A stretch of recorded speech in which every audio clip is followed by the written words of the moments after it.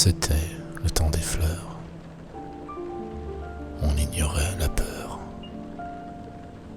Les lendemains avaient un goût de miel. Ton bras prenait mon bras. Ta voix suivait ma voix.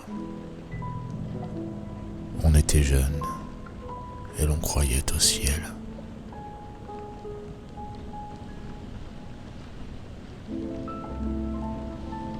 Ce sont les mots que chantait Dalida en 1968.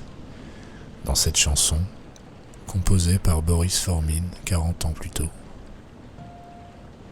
Se retrouver dans cette taverne du vieux Londres, boire et chanter, les voix emplies de joie, de rire et d'espoir.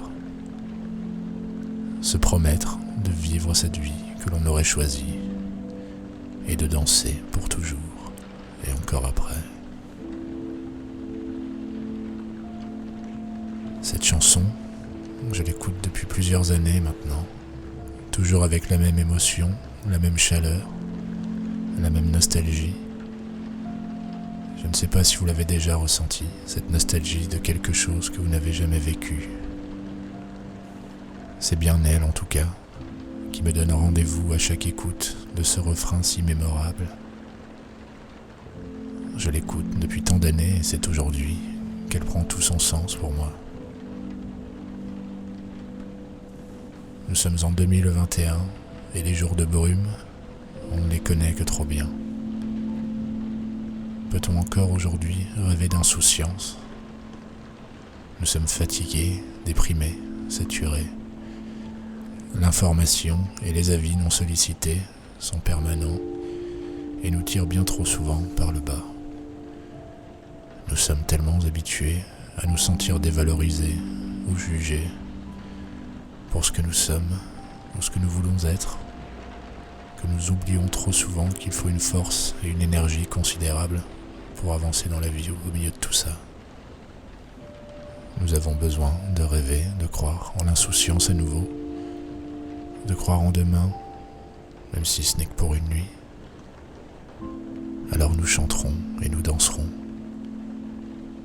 Nous voulons vivre notre temps des fleurs, pour toutes ces nuits sans lune que nous avons passées à chercher la taverne dans nos cœurs.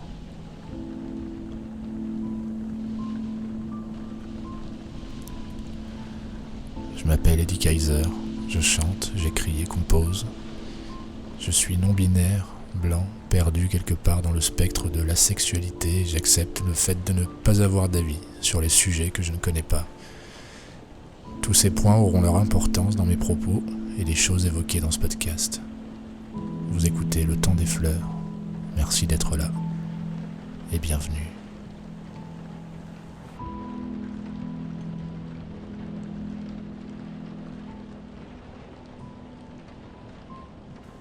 Ça fait quelque temps déjà que l'envie de faire un podcast me titillait l'esprit. Un endroit où partager certaines choses qui me tiennent à cœur et dont je ne peux pas forcément parler dans mes chansons, ou alors pas de manière aussi directe. Et c'est surtout une plateforme où j'aurai l'opportunité de vous faire découvrir des personnes qui m'inspirent, dont j'admire le travail ou la vision des choses. Ici, pas de ligne éditoriale, pas de programme défini, juste une discussion en mode confortable, cosy, des échanges d'idées et de visions du monde pour apprendre à mieux connaître notre invité. Pour cette première émission, c'est avec une joie non dissimulée que je reçois Claire, chanteuse du groupe de punk hardcore Stinky. On parlera musique, bien évidemment, de politique aussi, car à mon sens la musique est politique, de la question de genre, et on parlera enfin des artistes, de leur place et de leur pouvoir dans la société. C'est l'heure de changer de ton et de réduire la musique, car voici le moment de l'interview.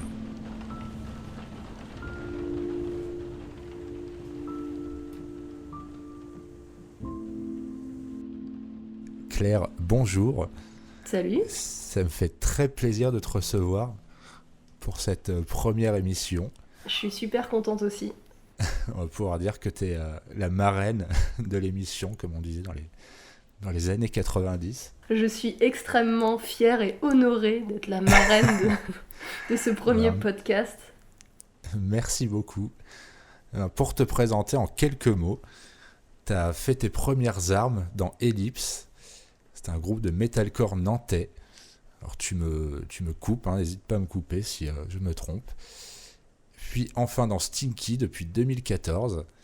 Stinky, c'est 3 albums, plus de 350 concerts, dont évidemment le Hellfest sur la Warzone une première fois, mais aussi le Hellfest From Home diffusé sur Arte. On peut t'entendre également sur le dernier album des Burning Heads sorti en 2020. Donc tout ça, c'est à propos de Claire, la musicienne, mais qu'en est-il de Claire, la personne, l'être humain, si tu devais te présenter à quelqu'un qui ne te connaît pas? J'avoue que c'est pas facile comme question. Si je devais me présenter à quelqu'un qui me connaît pas, je dirais que je m'appelle Claire, que j'ai 30 ans, que j'aime ma compagne, mon chien, mes amis, ma famille, la musique, beaucoup, et par-dessus tout ça, les aubergines panées. Voilà, je dirais ça, je crois. C'est déjà une très bonne introduction. Du coup, je voulais te parler de ça parce que ça m'a toujours fait rire. J'ai pu entendre plusieurs fois à vos concerts des gens qui étaient agréablement surpris après vous avoir rencontré en disant ah putain, Stinky, ils sont si calmes, ils sont si gentils comparé à leur musique et leur énergie sur scène. Du coup, ça me fait souvent sourire parce que j'imagine mal comment tu pourrais être dans la vie comme tu es sur scène, tu vois, à parler en criant, en agitant des poings. En fait, je pense que les gens s'imaginent que quand on fait ce style de musique-là, on est une personne un peu speed, un peu hyperactive en fait. Ouais. Je pense que c'est surtout ça dans l'imaginaire des gens. Voilà, ils nous voient sur scène hyper énergiques, à hurler dans un micro. Donc je pense que les gens ne s'imaginent pas que dans la vie normale, on passe notre temps à gueuler et à sauter partout, parce que ce serait un peu embêtant socialement parlant. Mais je pense qu'ils nous imaginent un peu comme des personnes très actives, peut-être qui parlent fort, qui aiment bien se faire remarquer ou ce genre de choses en fait. Je pense que c'est plutôt associé à ce type de tempérament-là. Et c'est vrai que dans le groupe, on est plutôt du genre posé. On aime beaucoup rire, mais on est plutôt discret en fait, finalement. Donc c'est peut-être ça qui fait... qui surprend un peu les gens, du coup. Ouais, ça fait partie aussi un peu des clichés du hardcore ou du metal, tu vois, c'est... que ce soit dans les interviews, dans les clips ou sur les photos, il y a souvent un peu cet aspect thug life, tu vois, on est des gros badass et du coup vous sortez peut-être un peu du lot par rapport à ça. Ouais, peut-être aussi, c'est vrai qu'on n'est pas trop dans ce cliché-là, hardcore jusqu'à la mort, tu vois. C'est pas trop notre truc. En dehors, on en parlait ensemble avec les gars il y a pas si longtemps. En fait, en dehors de Stinky et de quelques personnes je mets des gros guillemets à la scène, de la scène, parce que j'aime pas trop cette expression-là, mais mis à part quelques autres personnes qui font de la musique, on va dire, on fréquente peu de gens de ce milieu-là, en fait. Ouais. Dans notre entourage... Enfin, moi, en tout cas, personnellement, mes amis, c'est des gens qui n'écoutent pas du tout ce style de musique-là. Mes amis très proches. Donc ça contrebalance aussi un petit peu et ça permet de sortir de ce côté vraiment crew, tu vois. Enfin, moi, j'ai jamais été trop là-dedans. Je trouve qu'on tourne vite en rond et pour l'ouverture d'esprit, c'est pas toujours très bon. Carrément. Du coup, tu es co-autrice dans Stinky, parce que vous écrivez les textes tous les deux, Titon et toi. Mm-hmm. Est-ce que tu es impliqué également dans la composition des morceaux? Et comment ça se passe, les échanges d'idées dans un groupe de 5 personnes? Alors, au niveau de la musique, ce qui se passe généralement, c'est... là, on a recommencé à composer un peu, vu qu'entre nous, il y a quand même pas grand-chose d'autre à faire. Là, par exemple, c'est souvent Seb, le guitariste, qui arrive avec une idée, plusieurs idées de riff, voire des idées de compos entières. Il nous les présente, il les enregistre, et nous, derrière, on va tout repasser à la moulinette. On appelle ça la moulinette Stinky, c'est-à-dire que chacun va donner son avis.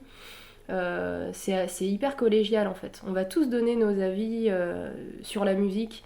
Moi des fois je peux dire ouais ce riff là je verrais bien des notes un peu différentes ou là je verrais bien un break à cet endroit-là, ou une partie avec un tempo un peu plus lent. Donc en fait, on prend tous part à la composition, même musicale.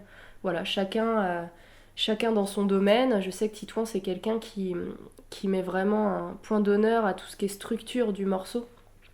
Donc on a tous, voilà, on apporte tous notre pierre à l'édifice. Et Antoine maintenant aussi prend part à 300% à la composition des morceaux également. Il vient avec des idées aussi, des idées de structure aussi.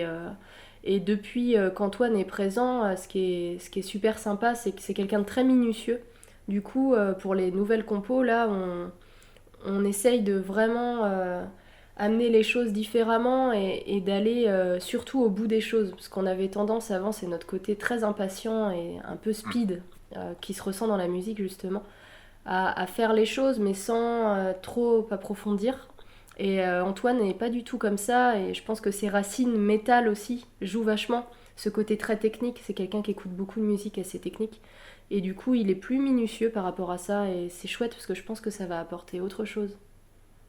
Carrément, oui. C'est vrai il peut y avoir souvent aussi cette idée d'impatience aussi quand tu composes un morceau, t'as envie qu'il soit déjà prêt, t'as envie vraiment de pouvoir le jouer. C'est peut-être aussi un des avantages de la situation actuelle, c'est que du coup on peut prendre un peu plus de temps pour vraiment développer la compo. Du coup il y a vraiment de l'écoute entre vous, quoi. C'est vraiment participatif. Ouais, ah bah à 300%.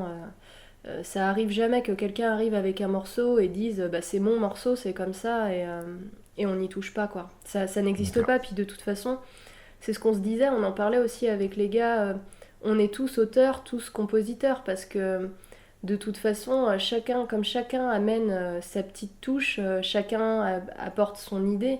Donc c'est pas le morceau d'une personne, c'est impossible. Tu vois, Ouais. les textes, bah, ils sont écrits peut-être par Titouan ou par moi, mais derrière, les thèmes, ils sont validés par tout le monde, les morceaux sont validés aussi par tout le monde derrière. Donc on peut pas dire que c'est le travail que d'une seule personne. Et j'ai beaucoup de mal avec les groupes qui fonctionnent comme ça, en fait. J'ai du mal à me projeter pour les autres musiciens autour. Je me dis que ça doit être un peu frustrant, en fait. Mais après, bon, c'est juste une approche différente, c'est tout.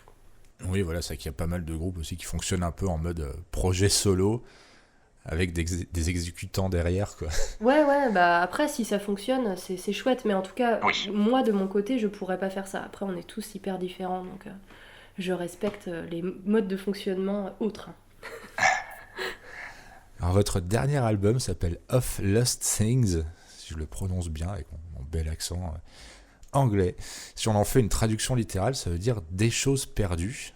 Pourquoi ce titre? Qu'est-ce que ça t'évoque? Est-ce qu'il y a un aspect nostalgique derrière tout ça? Ouais, carrément. Bah, cet album, il est hyper mélancolique et le titre de l'album, c'est vrai que je l'avais proposé, suggéré aux gars.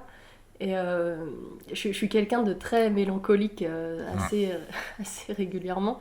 Et j'aimais bien ce côté euh, de réaliser que notre passé nous construit en fait et que c'est à travers notre passé qu'on arrive à être qui on est ou parfois à se défaire de choses. Parce qu'avec l'âge, on se rend compte qu'il y a des choses qui font partie du passé et qui doivent rester dans le passé. Et j'aimais bien ce côté vraiment coup d'œil dans le rétro. Et qu'est-ce qu'on en fait de ces choses perdues en fait? Est-ce qu'on s'en sépare? Est-ce qu'on les garde avec nous? Est-ce qu'il y a un compromis à trouver justement?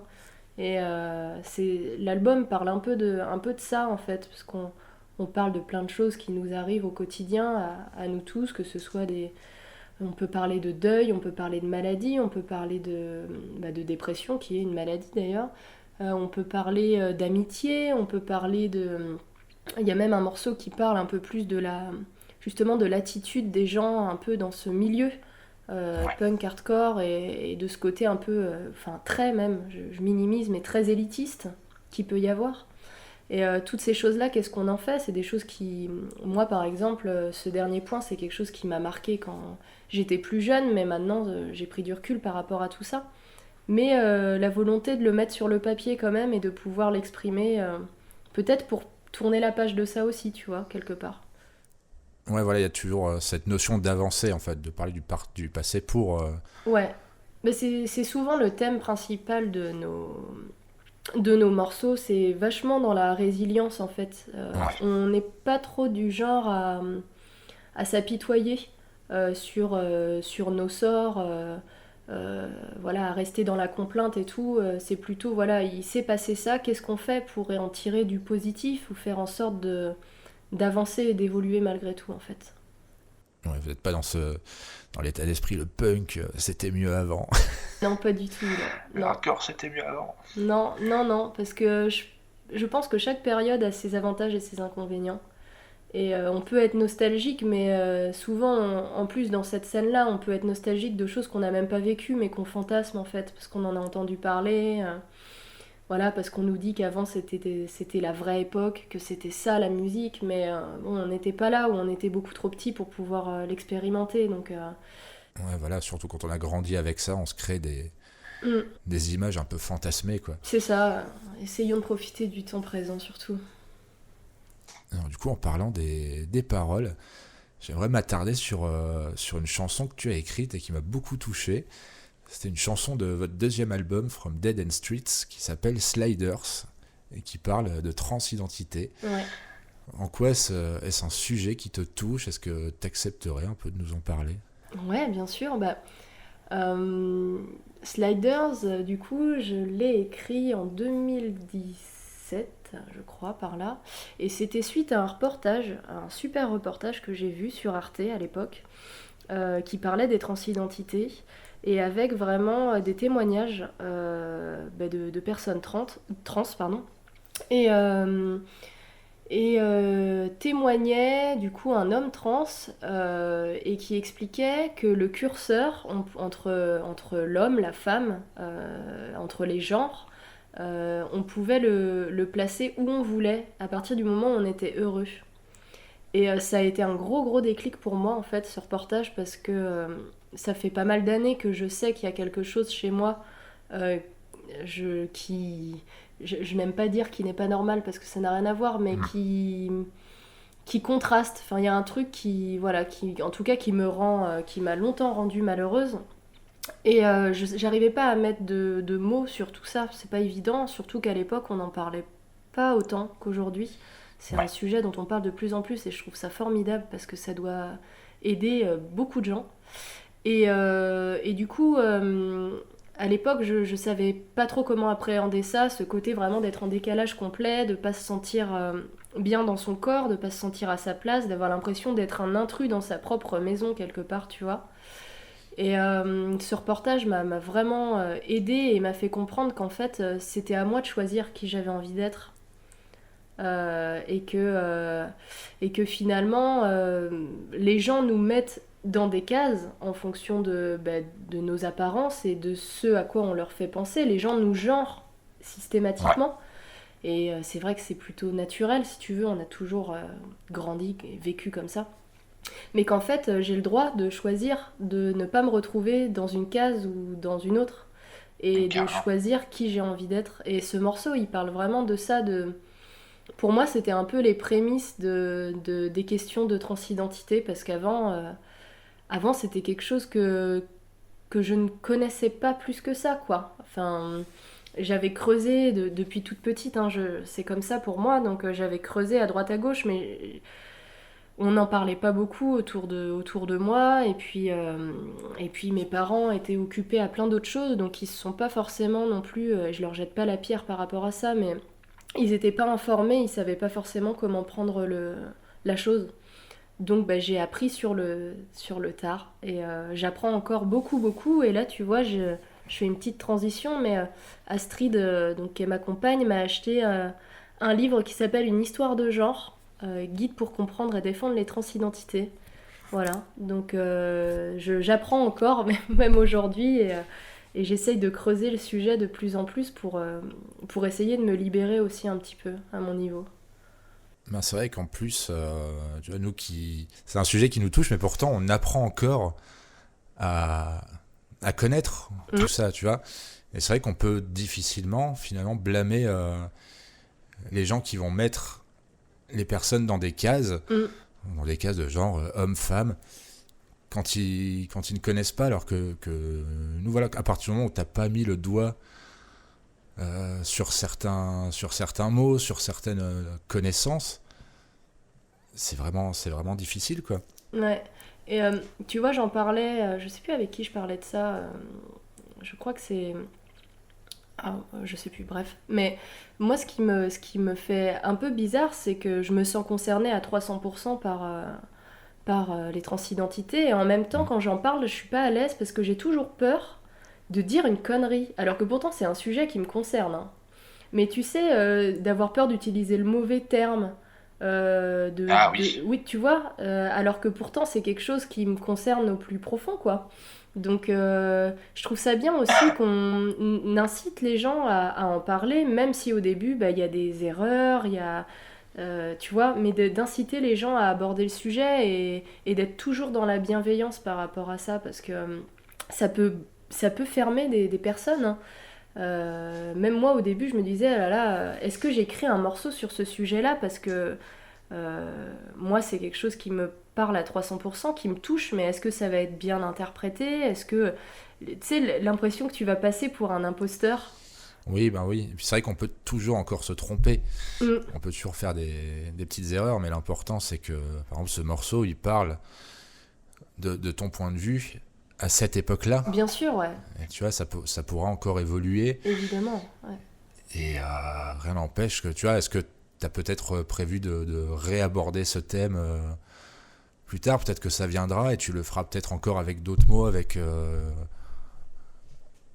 ton expérience aussi qui aura évolué. C'est ça, totalement. Pour l'instant, c'est pas au programme, mais pas dans Stinky en tout cas, parce que je veux pas non plus qu'on devienne un groupe porte-parole, si tu veux, Ouais. par rapport exclusivement à ce sujet-là. Je sais que ça a fait beaucoup, beaucoup parler, hein, forcément, parce que un groupe dans ce style-là qui aborde ce sujet, bah c'est toujours peu commun. Il y en a, mais il y en a pas tant que ça.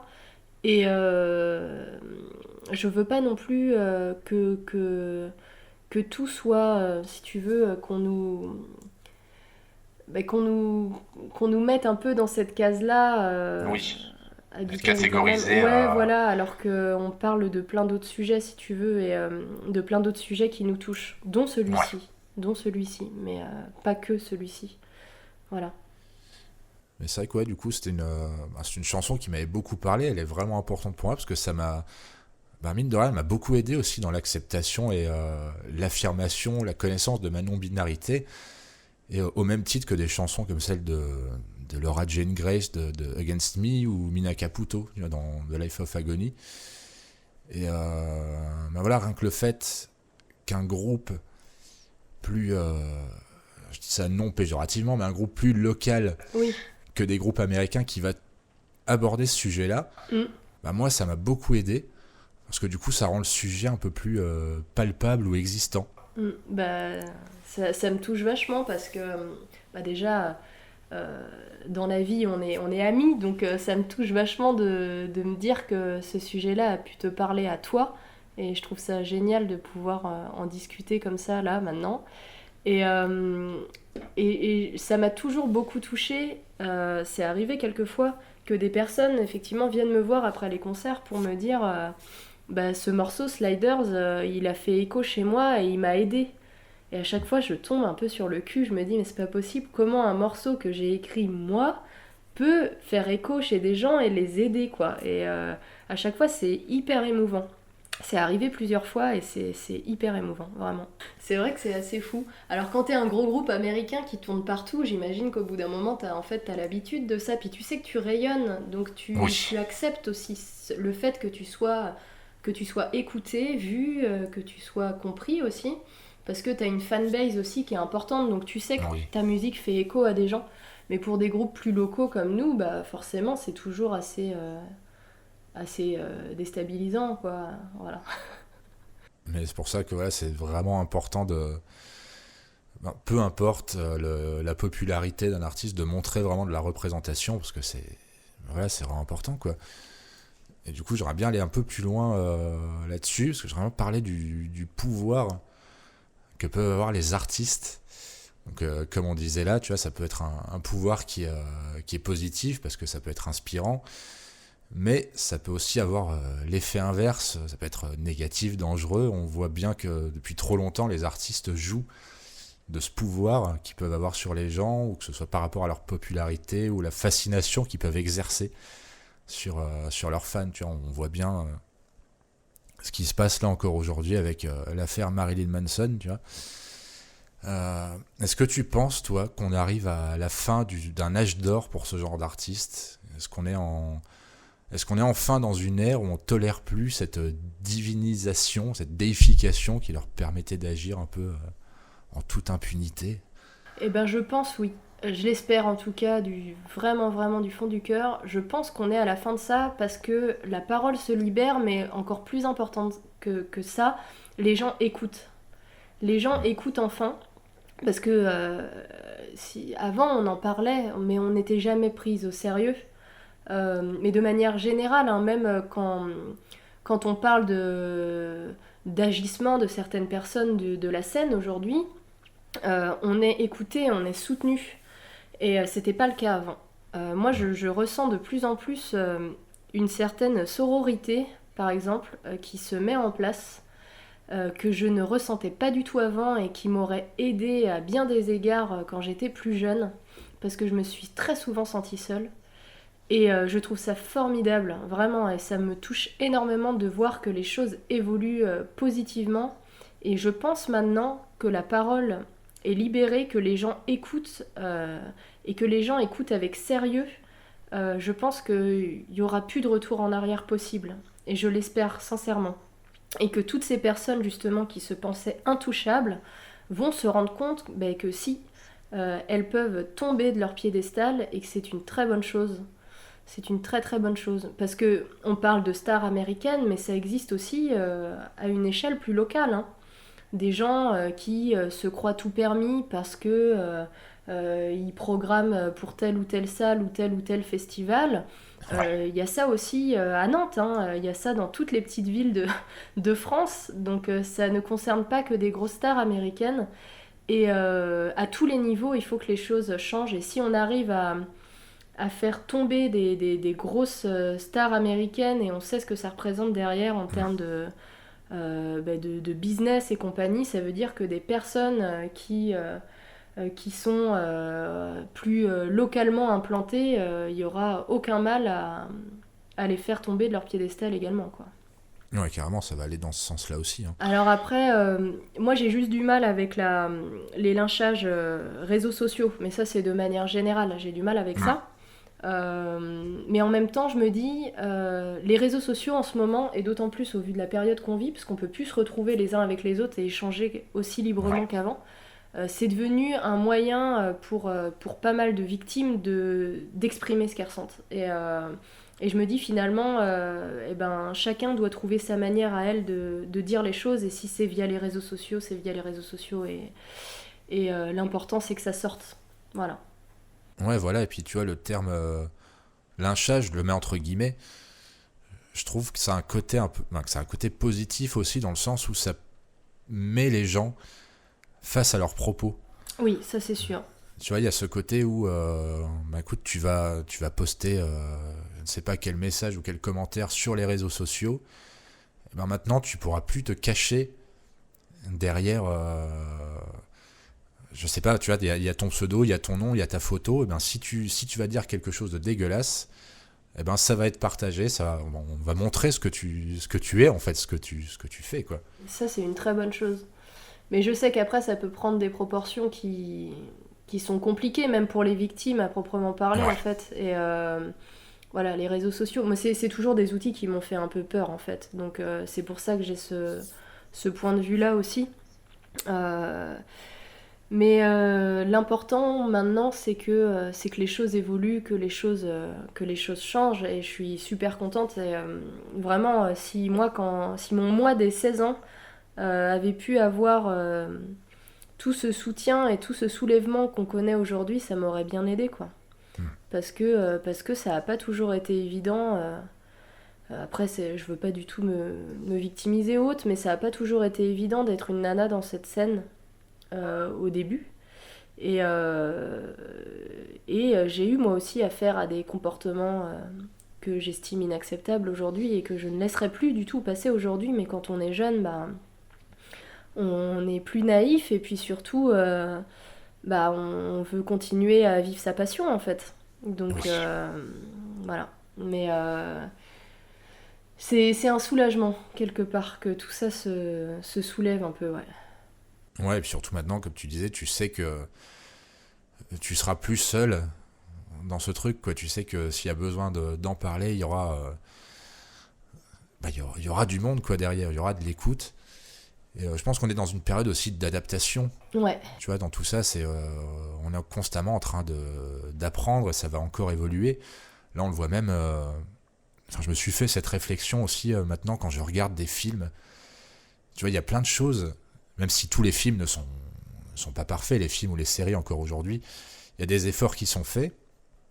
Mais quand tu regardes certains films des années, de toujours jusqu'à 2010 ou encore aujourd'hui, tu vois tellement de scènes que tu te dirais mais aujourd'hui ça passerait tellement plus.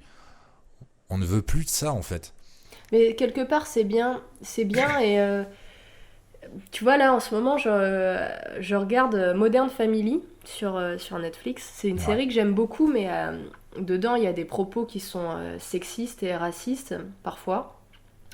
Et très souvent, tu vois, ça me fait tilt direct en fait. Et je me dis, il y a quelques années, on l'avait tellement intégré tout ça que c'était limite normal, ça glissait. Et maintenant, dès qu'il y a une remarque du genre, tout de suite, je me dis non, c'est pas possible. Et rien que ça montre à quel point on a évolué en fait, sur tout ça. Le simple fait de s'en rendre compte quand nous-mêmes on regarde une série. Et moi, ça m'empêchera pas de la regarder, cette série, mais par contre, je sais me mettre en mode alerte rouge quand il y a un propos où je me dis, là non, c'est pas cool, quoi. Et ce qui est dangereux, c'est pour les personnes qui ne se mettent pas en mode alerte et qui ne comprennent pas, en fait, qu'il y a eu quelque chose de dit qui était pas normal, et qui vont l'intégrer, du coup. Et du coup, d'où l'importance d'avoir justement les réseaux sociaux pour lire l'avis des gens qui vont pouvoir être concernés, par ça et qui vont en parler, qui vont répondre. D'où le fait, le hashtag on peut plus rien dire, mais en fait si, c'est juste que les gens maintenant répondent et donnent leur avis aussi, quoi. Non mais c'est clair, et puis il faut ce moyen d'expression là, il faut le prendre, il faut le saisir, mais c'est juste que de base je suis quelqu'un qui a beaucoup de mal avec les conflits, et même ceux des autres, et du coup sur les réseaux quand je vois des fois des choses assez virulentes et tout, ça m'angoisse en fait, ça me met pas bien. Donc c'est plus ça qui me déstabilise que... Tu vois, quand on parlait de lynchage tout à l'heure, je pense que c'est vraiment ça, c'est ce sentiment de voir qu'il se passe un truc qui est pas cool du tout et que ça fait mal, ça fait très mal. Et toi, t'es là, t'es impuissante, tu peux rien faire, tu te vois pas non plus interagir parce que c'est pas ton histoire, tu vois. Donc, bref, cette distance-là à prendre, elle est pas évidente, je trouve. Et puis ça te bouffe de l'énergie, même en tant que lecteur ou lectrice de ces trucs-là. Ça te prend toute ton énergie. Et puis même si tu vas vouloir répondre, tu vois, est-ce que tu vas avoir l'énergie pour répondre déjà ? Et combien de temps ? Et est-ce que... Après, il y a toujours ce côté aussi, est-ce que c'est pas plutôt une course à la répartie, un combat de répartie plutôt que d'arguments ? Parce que ça finit toujours par finir à qui va avoir le dernier mot, qui va poutrer l'autre. Donc c'est toujours un peu compliqué aussi. Ouais, moi je fuis un peu ce genre de choses. Je préfère tellement parler aux gens en vrai, si j'ai des choses à dire ou si j'ai des choses à... Voilà, je préfère régler ça en direct avec les gens plutôt que par commentaire interposé, c'est clair. Alors, du coup là, ce changement qui est en train de s'opérer, en ce moment ça concerne plus particulièrement le sujet du harcèlement et des agressions sexuelles. Il y a beaucoup de prises de parole, comme on disait, il y a même des sites qui se mettent en place, il y a Pay ta note, il y a plus récemment l'excellent podcast Évistérique qui en parle. Est-ce que toi tu penses que c'est une première étape dans la lutte contre le sexisme, dans la musique plus particulièrement, mais aussi ailleurs ? Bah oui, je pense que c'est une étape qui est primordiale et je parle régulièrement avec Estelle de Évistérique et je trouve leur podcast, oh là là, complètement incroyable parce que je trouve ça génial qu'on puisse donner la parole aux nanas et qu'elles puissent exprimer leur point de vue et des anecdotes aussi, et anecdotes et parfois traumas, tout simplement, qu'elles ont pu vivre dans cette scène, et de se rendre compte que t'es pas seule à avoir vécu ça, ça fait du bien. Et je trouve que ça, justement, on parlait tout à l'heure de sentiment de sororité, et c'est ce genre d'émission qui crée ça, en fait, parce que quand c'est fait avec bienveillance et que tu te sens intégré dans ce genre de lutte, et ben tout de suite tu y trouves ta place, et tu arrives à échanger avec les personnes en question et à trouver des solutions à plusieurs, et tu te sens soutenu, en fait. Et il n'y avait pas ça avant. Avant, c'était un peu chacune pour soi. Quand t'avais un groupe, limite t'avais peur que quelqu'un d'autre te pique ta place. Enfin, tu vois, il y avait un peu ce côté combat de rue, quoi, alors que franchement il y a déjà tellement peu de nanas dans la scène que quand il y en a une qui arrive, il faut juste l'accueillir à bras grands ouverts et pas rentrer en compétition à 2 balles avec cette personne-là. Et ça a été vachement comme ça avant, hein. Surtout dans le métal, il y avait cette compète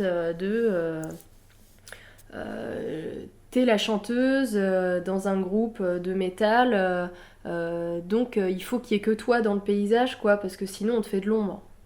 Donc je trouve ça super bien que tout ça se mette en place, et ouais, puis ça permet aussi d'échanger avec d'autres nanas de la scène qu'on connaissait pas avant. Ça permet de nous mettre en connexion aussi les unes avec les autres, ce que je trouve intéressant. Après, voilà, moi mon but en tout cas à terme, ce n'est pas que de rester en contact avec que des femmes de la scène, si tu veux. Je reste dans un groupe où il y a quand même que des garçons, hein. Donc l'idée pour moi, c'est justement de réussir à ce que chacun trouve sa place et se sente safe, en fait. Ouais, qu'on arrive enfin à un équilibre qu'on attend depuis si longtemps, quoi. Depuis très longtemps, ouais, c'est clair. Et surtout que voilà, ce genre d'initiative, tu vois, le sexisme dans la musique, ça s'arrête pas au harcèlement ou aux agressions sexuelles, c'est qu'il y a... Ça va encore plus loin, ça va être des plus petits détails vraiment entre guillemets, quoi, mais c'est... Tu vois, quand je parlais de première étape, je pense que c'est le lancement de tout ça, quoi, vers une adaptation à un système vraiment plus équitable. Ouais, et puis que certains hommes aussi se remettent en question sur leurs pratiques, sur leur manière de faire. Parce qu'effectivement, comme tu dis, là on parle de choses évidentes, les agressions sexuelles, le harcèlement, ce genre de choses, c'est catégorique, si tu veux, alors qu'il y a aussi un sexisme plus insidieux dans cette scène. Et c'est même pas que dans cette scène, c'est de manière générale dans notre société. On peut avoir des amis, on peut avoir des frères, on peut avoir des pères qui sont sexistes et qui s'en rendent pas compte, mais des petites réflexions du quotidien, des mises à l'écart, parce que t'es une fille, donc t'es mise à l'écart, voilà, parce que t'es pas un bro, tu vois, tu restes une nana. Ce genre de choses, ou alors la parole des femmes qui est pas considérée, ou qui est pas écoutée, alors que si c'est un homme qui dit la même chose juste après, bah là d'un seul coup on va l'écouter, mais parce que c'est un homme. Ce genre de choses, c'est du sexisme voilà, un peu plus insidieux, mais qui fait mal au quotidien quand même, hein, parce que moi le sexisme que j'ai vécu dans cette scène, et c'est pas que des agressions extrêmement violentes, il y en a eu, mais c'est pas que ça. C'est aussi des fois juste des gens qui pensent bien faire, qui pensent être d'ailleurs totalement déconstruits et en phase avec tout ça, et qui en fait font des erreurs, des boulettes, et qui ne s'en rendent pas compte. Ouais, parce que l'apprentissage, ça durera toute la vie au final. Bien sûr, c'est intégré, quoi. Donc le temps de déconstruire tout ça, et puis il faut que les personnes en face aient envie aussi de se déconstruire, parce que il faut avoir envie d'aller prendre un bouquin, d'aller faire des recherches sur internet, peut-être un peu, de se renseigner, et pas d'attendre que les autres le fassent pour nous, et notamment que les femmes le fassent pour nous. On n'est pas là pour éduquer ces messieurs. Donc ça va prendre du temps, quoi. c'est clair. Mais c'est un très bon début. Je trouve ça super. Et du coup, avec Stinky, là, vous avez soutenu l'association En Avant Toutes avec votre dernier album. Est-ce que tu peux nous parler de cette initiative? Comment ça s'est décidé au sein du groupe? Ouais, alors ça fait quelque temps qu'on a envie au sein de Stinky de défendre des intérêts et des combats plus personnels. Avant, on le faisait pas, il y avait une espèce de scission, il y avait le groupe, on exprimait des points de vue dans nos textes et compagnie, mais il fallait vraiment bien regarder, lire entre les lignes, et puis on sait que tout le monde ne fait pas l'effort d'aller regarder les textes. Et à un moment, on a eu envie d'être beaucoup plus impliqués musicalement parlant, c'est-à-dire que nos combats de vie en dehors de la musique qu'on mène tous depuis des années, chacun à nos niveaux, on a eu envie de les retranscrire un peu plus dans le groupe, aussi parce qu'il y a une histoire de valeur. Tu peux faire ce genre de choses, de soutenir des initiatives et tout, quand le groupe partage tous les mêmes valeurs. C'est hyper important. Et quand ça c'est le cas, quand tu es dans un groupe où tout le monde partage les mêmes valeurs, où tout le monde va dans le même sens, là tu peux te permettre de faire ce genre de choses. Parce que moi en tout cas, je me permettrai jamais de soutenir une initiative si je suis pas au clair avec moi-même et au clair avec les membres qui composent mon groupe. Ce serait pour moi, je pense, un crachat à la tronche de toutes les victimes que de faire ça. Donc j'ai préféré attendre avant de mener ce genre d'initiative. Et maintenant que le groupe est en phase et qu'on est tous OK sur tout ça, de le mettre en place. Donc voilà, c'est pour ça que là, on a pu le faire avec En Avant Toutes. Sur le sujet des agressions, du harcèlement, que ce soit des violences physiques mais aussi psychologiques à l'encontre des femmes et des personnes LGBTQ+. Donc ouais, on est super content d'avoir pu mettre ça en place. C'est une façon pour nous de contribuer à notre niveau, quoi, mais au moins de faire quelque chose de concret. Moi, j'en parlais un peu avec... je sais plus, je crois que c'était avec Pauline, je parlais de ça, qui a pris beaucoup la parole sur les réseaux sociaux ces derniers mois. Et je lui disais que moi, j'étais pas très à l'aise à l'idée de m'exprimer sur les réseaux sociaux. Tu vois, encore une fois, la peur du lynchage et tout, dont on parlait tout à l'heure. J'ai peur de ça, et du coup, j'avais envie d'agir de manière concrète, sans pour autant me surexposer, on va dire ça comme ça. Et j'en ai parlé avec elle et je lui ai dit est-ce que toi tu connaîtrais une asso safe, parce que au vu de son combat actuel, je pense qu'elle a fait le tour un peu des assos qui valent vraiment le coup et qui sont vraiment là pour soutenir les victimes. Et elle m'a conseillé l'association Change de disque à la base. Et on les a contactées, mais les filles n'étaient pas assez structurées pour pouvoir recevoir des dons. Et elles m'ont orientée plutôt vers En Avant Toutes. Et on a contacté En Avant Toutes et elles étaient hyper partantes. Elles nous ont répondu très rapidement, elles ont été adorables. Et du coup, on a eu envie de leur faire un don. Et du coup, lors de notre 3e pressage, les 15 premiers exemplaires, on a reversé les bénéfices à l'association En Avant Toutes. Voilà comment ça s'est fait. Et puis sur le sujet vraiment des violences physiques et psychologiques faites aux femmes, moi c'est un sujet que je voulais, qui me tient énormément à cœur depuis très longtemps. Et ces derniers temps, avec la libération de la parole justement, j'ai trouvé ça super intéressant parce que ça permet de se questionner aussi soi-même sur ce qu'on a pu vivre, tu vois, dans nos vies. Et moi, je me suis rendu compte, alors que c'était sûrement écrit comme le nez au milieu de la figure depuis longtemps et qu'il n'y a que moi qui ne l'avais pas vu, mais je me suis rendu compte que moi aussi, j'avais été en fait une victime de ce genre de violence. Et que si j'arrivais pas trop à l'exprimer de manière directe sur les réseaux sociaux, parce que je pars du principe que j'ai pas envie de tout étaler non plus, d'étaler toute ma vie sur les réseaux, j'ai à cœur de pouvoir contribuer autrement, quoi. Donc voilà, c'est un peu ce qui explique la démarche qu'on a eue pour En Avant Toutes. Du coup, j'en ai parlé aux gars et ils m'ont dit carrément, voilà, ça leur parlait à eux aussi. Et c'est comme ça que ça s'est fait. Alors, on arrive bientôt au bout de cette interview. Est-ce qu'il y a des œuvres et des artistes qui t'inspirent politiquement ou humainement en ce moment, peu importe le média, par exemple, ça peut être un livre, un film ou des paroles de chansons devant lesquelles tu t'es retrouvé à dire mais oui, mais c'est ça dont il faut parler, c'est ça dont on a besoin. Donc que ce soit une œuvre ou une artiste, peu importe. Bah, là, dernièrement, j'ai lu quelques bouquins, des romans illustrés qui m'ont bien parlé. Je pense par exemple à Peau d'homme. Je sais pas si tu en as entendu parler. C'est un roman illustré du coup, qui parle du privilège des hommes en fait. Bon, après ça se passe pendant la Renaissance et compagnie. Mais en gros c'est une jeune femme qui est promise à un homme et qui va devoir se marier avec lui, sauf qu'elle le connaît pas. Et elle va réussir, dans sa famille, si tu veux, ils ont ce qu'ils appellent une peau d'homme, ce qui permet aux femmes qui vont se marier de se déguiser en homme pour mieux connaître leur mari avant le mariage.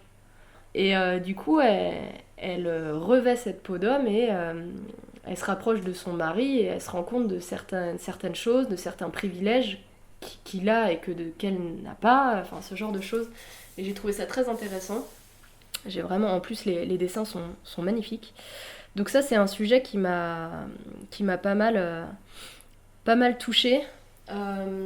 J'ai, dans un autre registre, mais qui se rapproche de ce qu'on vient de se dire avant, j'ai lu Tant pis pour l'amour, un roman illustré aussi qui parle des pervers narcissiques et de la violence physique et psychologique que ça entraîne.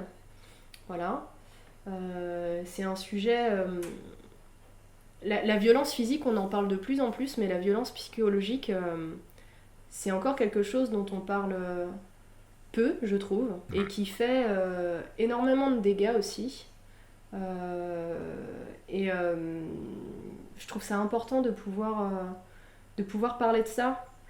Tu vois, ça, on en revient un peu à ce qu'on disait tout à l'heure sur le côté insidieux des choses. Des fois, il y a des choses, une main au cul ou un poing dans la gueule, c'est quelque chose, voilà, c'est très concret. Hein. Mais des insultes au quotidien, le fait de rabaisser quelqu'un en permanence, ça, c'est des choses qu'on voit moins, qui se voient moins, mais qui font énormément de dégâts. Ouais, qui sont super violentes aussi, quoi. Qui sont très violentes. Et ça, c'est vrai que c'est un sujet que j'aimerais qu'on aborde de plus en plus, parce que moi, c'est quelque chose qui me touche énormément, qui me touche beaucoup. Et j'aurais bien aimé que ce sujet soit abordé de manière un peu plus globale et que quand on parle de violence faite aux femmes, on intègre aussi vraiment ce côté psychologique et qui parfois ne se voit pas et qui est complètement invisible. C'est sûr que des bleus, ça reste une preuve tangible. Oui. Alors que des insultes au quotidien, c'est quelque chose qui ne se voit pas. Et puis ces personnes-là sont, en plus de ça, très douées pour le faire quand il n'y a personne pour en témoigner. Donc voilà, moi c'est par ce sujet-là, c'est un sujet que je trouve hyper important. Alors c'est pas, tu parlais plutôt de sujets politiques ou autres. C'est vrai que on n'est pas sur quelque chose de purement politique, mais je pense que ces changements-là, ces changements sociétaux-là entraîneront aussi forcément des changements plus importants et plus hauts aussi, parce que y a quand même beaucoup de pourris dans nos politiciens et des gens qui restent en place alors qu'ils n'ont pas du tout leur place.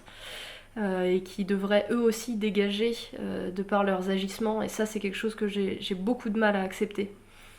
Tu vois, on parle d'impunité dans le milieu de la musique, mais on se rend compte que c'est partout comme ça. Quand tu vois Darmanin au pouvoir encore aujourd'hui, ou des personnes qui ont commis des choses vraiment dégueulasses et qui ont toujours un statut en fait, tout simplement, qui arrive à faire illusion devant les autres. Malgré tout le mal qu'ils ont pu faire, j'ai beaucoup de mal avec ça. Ouais, autant dans la musique ou que ce soit dans le cinéma ou peu importe, la justice peut être faite. Tu vois, on voit là même maintenant que Manson s'est fait virer de son label, il s'est fait virer des films. Bon, évidemment, hein, c'est seulement maintenant que ça arrive, alors que tout le monde était au courant, on va dire. Mais dans le milieu politique, ça a beau se savoir, ça ne bouge pas, quoi. Ben non, parce qu'il y a tellement de jeux de pouvoir. Il y a tellement de jeux de pouvoir, et il y a tellement de fils invisibles qui sont tirés, et je pense des choses qu'on ignore complètement, des trucs à mon avis fous, que bah du coup, ouais, il se passe rien, quoi. Quelle est l'actualité en ce moment pour Stinky ou pour toi? Est-ce qu'il y a des choses de prévues? Tu parlais de nouvelles compos. Ouais, bah du coup avec les gars là, on est en train de travailler sur deux nouvelles compos qu'on aimerait sortir plutôt à la rentrée prochaine. On prend notre temps parce qu'on a envie, voilà, maintenant qu'Antoine est dans le groupe, de pouvoir aussi composer avec lui et de voir l'orientation que ça va prendre. Donc on a envie de s'essayer sur deux morceaux qu'on pense sortir vers la rentrée prochaine. Il n'y a rien d'acté pour l'instant, mais en tout cas on est en phase de composition là, de maquettage et compagnie. Sinon, à côté de ça, t'es bien placé pour le savoir du coup, mais il y a le projet de reprise avec toi et avec Jess. On a fait une reprise de Miley Cyrus qui est sorti hier, qu'on a filmé à l'abbatiale de Saint-Philbert de Grandlieu. Voilà, et ça permet aussi tu vois, de concrétiser des projets malgré la période un peu spéciale qu'on vit en ce moment et de pouvoir faire des choses chouettes malgré tout. Ouais, de continuer à être créatif, quoi. Jessica Dallas, qu'on salue, si tu nous écoutes. Carrément. Donc il y a eu ça aussi. Après, sinon, c'est plutôt... pour Stinky, là, c'est plutôt calme. On a eu le live stream à Gralin aussi, qui, on l'espère, sortira prochainement, qu'on pourra proposer. Et puis voilà. Pour l'instant, c'est tout, mais c'est déjà pas mal, parce que au vu de la période, on se rend compte qu'on a quand même continué à faire des choses. Et c'est chouette. Je trouve ça bien. En tout cas, on a très hâte de voir tout ça. Et on approche de la fin, cette fois-ci pour de vrai. Donc ma dernière question, c'est le moment inspirant de l'émission. Au lieu de te demander le mot de la fin, j'ai envie de te demander quelles sont les choses qui aujourd'hui te donnent de l'espoir.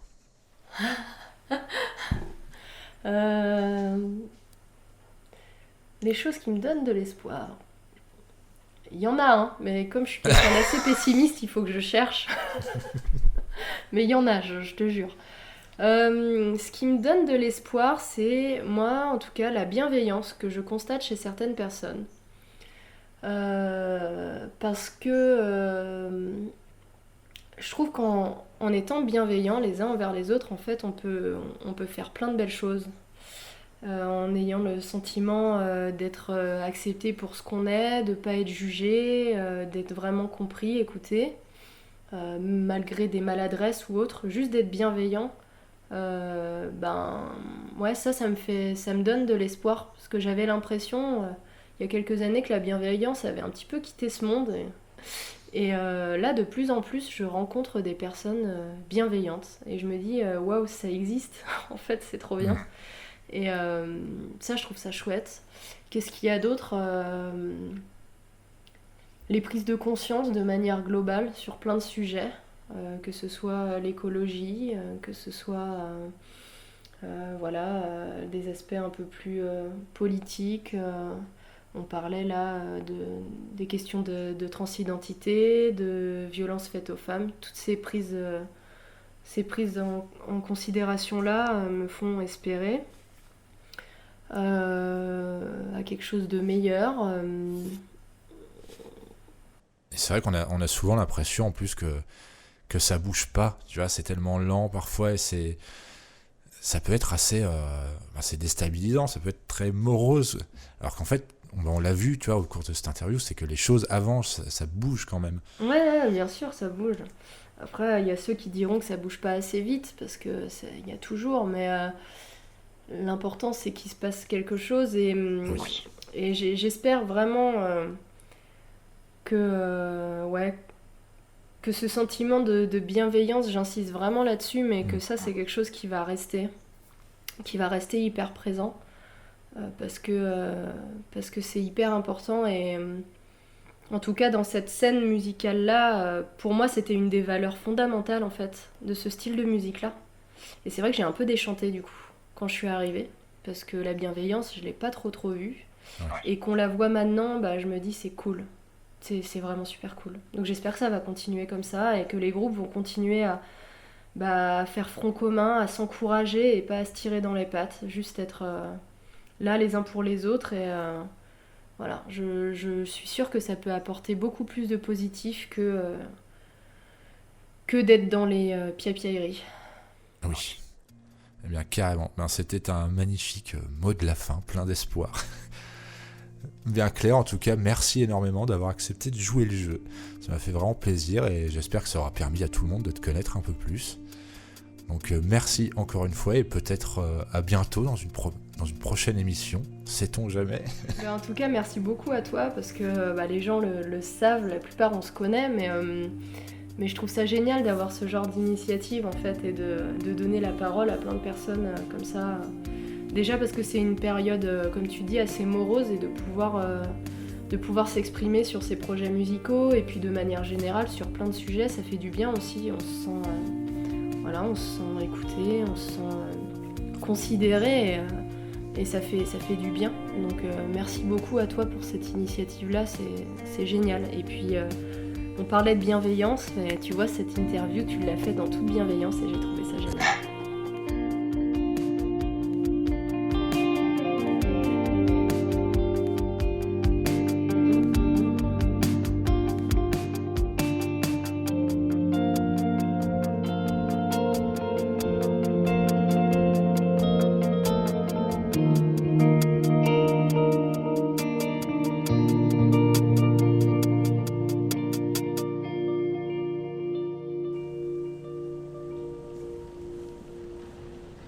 Ce premier épisode est terminé.